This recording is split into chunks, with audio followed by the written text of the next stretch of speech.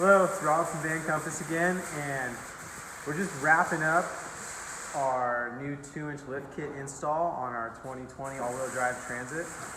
This lift kit works on all-wheel drive and rear-wheel drive models, and we're just kind of showing you sort of the final production setup that this van is going to get for the duration, really. So, can't really see the strut spacer that's installed on top of the strut, but up top is our 3/4 inch strut spacer with built-in camber and caster correction in it.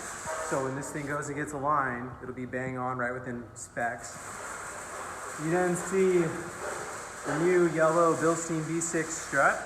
So that not only do you get a massive improvement in ride quality with this, you also get a little bit, about a 1/2 inch of lift out of it, because this coil spring perch is actually welded on slightly higher than the OEM strut. Then wrapped around that, you can see these are our production coil springs. These are our 1-inch lift coil springs.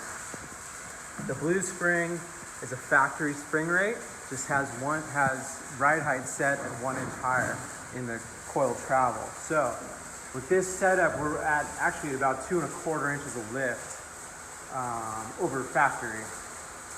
We're also making another coil for heavier vans and cabin chassis that have a slightly higher spring rate than the OEM spring. That's our red coil, it's our heavy duty spring. But since this van is so light, it's getting the blue springs, which is the factory coil spring rate that this van would have come with from the factory. One little thing we're doing right now that we wanted to show you, again, it's another little aspect that we try to do when we develop lift kits here at Van Compass to make your life easier when you go to install this stuff, is we're documenting trimming instructions to be able to fit the bigger tire. So if we walk over to the other side of the van, we have the van assembled, the suspension's reassembled, but there's no coil installed right now. Let me grab the light real quick. So, no coil spring on. It's got the strut spacer up top, no coil spring, and we got a tire bolted on. Now we're running the factory wheels, and these are Patagonia ATRs in a 265/75/16, which is a little over 31-inch tire. And what we're doing right now is we're just documenting the trimming instructions required in order to be able to fit this tire. So right now we're at full droop, and we'll go ahead and buy with the wheels straight too. So this is just one, just to start, kind of raise the suspension up and get it up basically to full bump, and you can see how close things are with the wheels straight to sheet metal, bumpers, that kind of thing. Go ahead and double check where we're at, right? So we're right there is about full bump. So we're kind of kissing the plastic here a little bit. That's something we might either remove or trim. It's just a little kind of a mud shield to keep some more debris from shooting through the holes that the factory flares bolts on right here. If you look back in here, you can see the pinch seam is awfully close. Now this is with the wheels straight, so this is not, I wouldn't say this fits yet. So definitely gonna need to do some trimming, and we'll turn the wheel and you'll be able to see that in a second here. So up front, again, right up here, this is probably gonna get, that's a little close for comfort for me as far as like that full bottom. I mean, to get this thing to full bottom, you're gonna have to hit something pretty big, pretty hard, especially with the our new coil springs that are gonna have a little more bottoming resistance than the factory setup. So we'll go ahead and turn the wheel a little bit, and you can see. Now watch right here at the pinch seam as we go back up. Now you're gonna see we're gonna run into a problem here pretty quick. So looks like we're good on the plastic, which is nice. We can leave the plastic end cap, not have to trim that. But you can see getting into the pinch seam right now, and it gets worse if I turn this more. So I'm against the pinch seam right now. So we're gonna need to open up the pinch seam a bit. Luckily, we don't need to take too much off with this tire size. This is about the max size we're gonna recommend. especially for an all-wheel drive with this style of lift kit, because we're only getting about 3/4 inch of bump stop spacing because of that strut spacer up top. But right there, you can see we're into the pinch seam pretty good.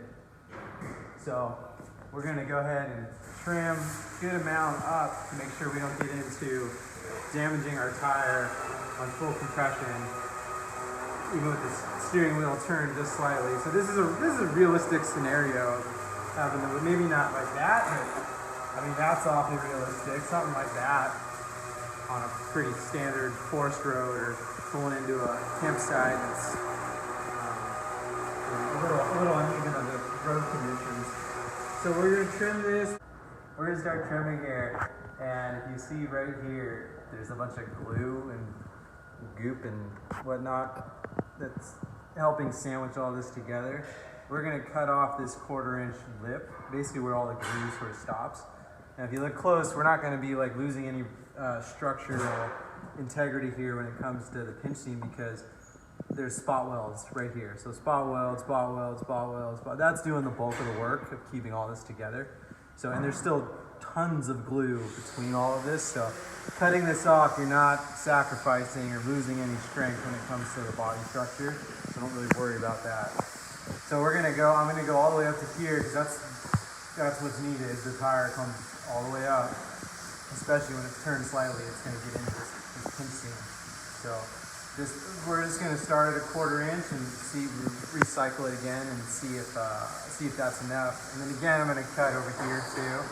Just take this corner off to kind of match the profile of the tire better, so that just in case we do hit something really hard, it's not gonna get into our tire at all.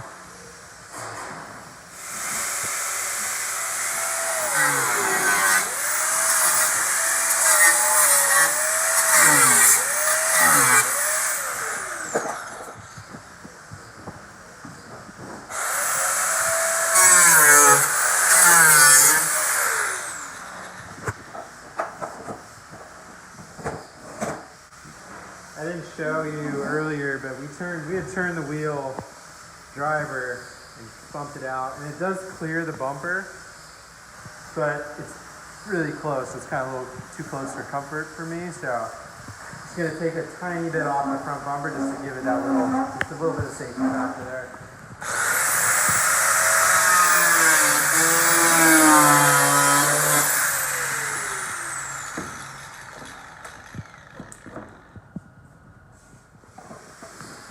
Okay, so we finished trimming kind of our first cut. You can sort of see what we did. So the 1/4 inch flange is all gone, all the way up to this.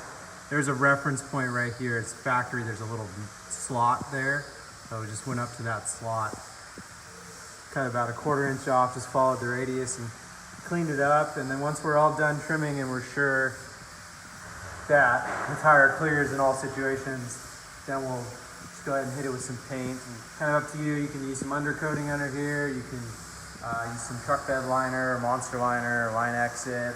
Guys like to do all sorts of different things. We're just going to use some gloss white paint that matches the van pretty well. It's going to get covered in dirt here real quick anyway. So.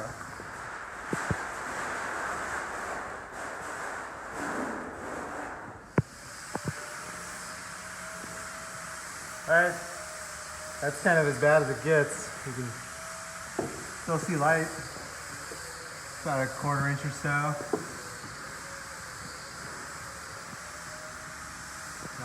We don't have the bump stop on the strut right now, so we're actually a little bit more